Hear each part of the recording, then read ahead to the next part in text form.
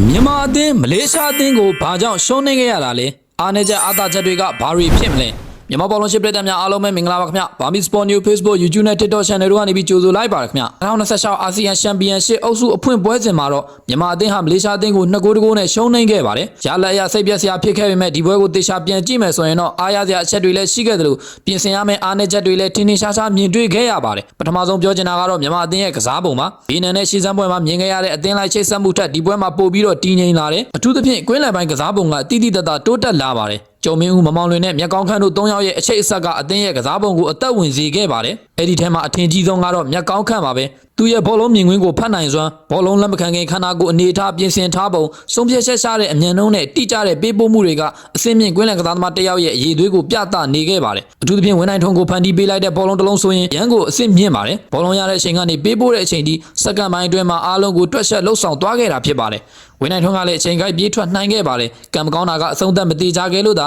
အဲ့ဒီအခိုက်တန်းကလှပတဲ့ဂိုးတကူအဖြစ်မပြောင်းလဲနိုင်ခဲ့တာဖြစ်ပါတယ်။တကယ်တော့ဝင်းနိုင်ထွန်းနဲ့မြက်ကောင်းခန့်ကြားကနားလည်မှုတွေကိုလူငယ်အသင်းမှကလေးကမြင်တွေ့ခဲ့ရဘူးပါတယ်။ဒီလိုအတွဲဖက်မျိုးကိုဆက်ပြီးတော့တီဆောက်နိုင်မယ်ဆိုရင်မြန်မာအသင်းရဲ့အနာဂတ်တိုက်စစ်အတွက်မျှော်လင့်ချက်တွေရှိစေခဲ့ပါတယ်။နောက်ထပ်ရှိကျူးရမှာကတော့မောင်မောင်လွင်မှာအရင်နှစ်တွေနဲ့မတူတော့ဘဲနဲ့စီနီယာကစားသမားတစ်ယောက်ပီတာစွာအသင်းကိုဥဆောင်ခဲ့ပါတယ်။တိုက်စစ်စတင်တာနဲ့မဟုတ်ဘဲနဲ့ခန်းစစ်စုံတီဆင်းကူတယ်ဘောလုံးကိုလိုက်ဖြတ်တယ်အသင်းဘော်တွေကိုလှုံ့ဆော်ပေးခဲ့တယ်။ပထမပိုင်းမှာမြန်မာအသင်းဟာဂိုးသွင်းခင်ကောင်3ချိန်လောက်ဖန်တီးနိုင်ခဲ့ပါတယ်။အဲ့ဒီခွင့်ရတို့ကသာအဆုံးသက်တေချာခဲ့ရင်ပွဲရဲ့အလှည့်အပြောင်းကတခြားပုံစံဖြစ်သွားနိုင်ပါတယ်။ဒါပေမဲ့ဘောလုံးအားကစားမှာကိုရတဲ့အခွင့်အရေးကိုအသုံးမချနိုင်ခဲ့ရင်တော့ပြန်ပေးဆက်ရတာကတဘာဝပါပဲ။ဒုတိယပိုင်းမှာမြန်မာအသင်းရဲ့အားနည်းချက်တွေပေါ်လာခဲ့ပါတယ်။တိုက်စစ်ပိုင်းမှာဟိန်းထက်အောင်တန်းပိုင်နဲ့ဝင်းနိုင်ထွန်းတို့ရဲ့စွမ်းဆောင်ရည်ကမျှော်လင့်သလောက်ဖြစ်မလာခဲ့ပါဘူး။ဝင်းနိုင်ထွန်းကဘယ်ချမ်းကနေထိုးဖောက်မှုတွေပြုလုပ်နိုင်ပေမဲ့အဆုံးသက်ပိုင်းနဲ့ဆုံးဖြတ်ချက်တွေကလိုအပ်ချက်တွေများနေခဲ့ပါတယ်။တန်းပိုင်ကလည်းအထောင်တိုက်စစ်မှုအဖြစ်အသင်းလိုက်လိုအပ်တဲ့ဖိအားပေးနိုင်မှုဂိုးရှင်အန်ရဖန်တီးပေးနိုင်မှုအားနည်းခဲ့ပါတယ်။ဒီလိုအချိန်မှာတိုက်စစ်ပိုင်းကိုပြောင်းလဲဖို့လုပ်ခဲ့ပေမဲ့လူစားလဲတာနောက်ကျသွားတာကြောင့်အဆင်မပြေခဲ့ပါဘူး။ဟိန်းထက်အောင်အစားစောမျိုးစောဝင်လာပြီးတဲ့နောက်မှာတော့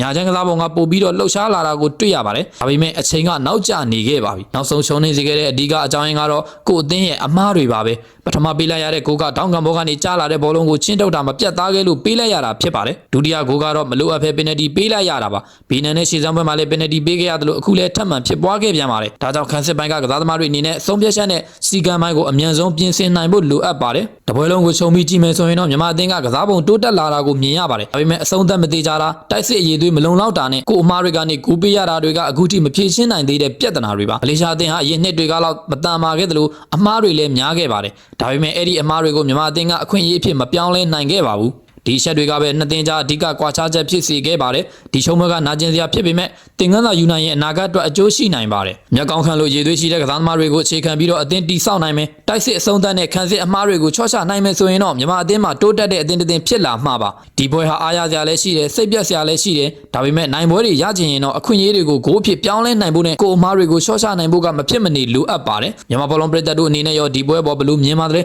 ကောမန့်မှာဝင်ရောက်ဆွေးနွေးမှတ်ချက်ပေးခဲ့ကြပါအောင်ခင်ဗျမြန်မာဘောလုံးသတင်းအကြောင်းအရာတွေကိုအချိန်နဲ့တပြေးညီသိရအောင်လဲ Bami Sport News Channel ကို Like Subscribe Follow ပြုလုပ်ထားခဲ့ကြဖို့မြစ်တာရက်ခံခြင်းပါတယ်ခင်ဗျမြန်မာဘောလုံးပြည်သက်များကိုစိတ်နှပြကျမ်းမှာချမ်းသာကြပါစေခင်ဗျာ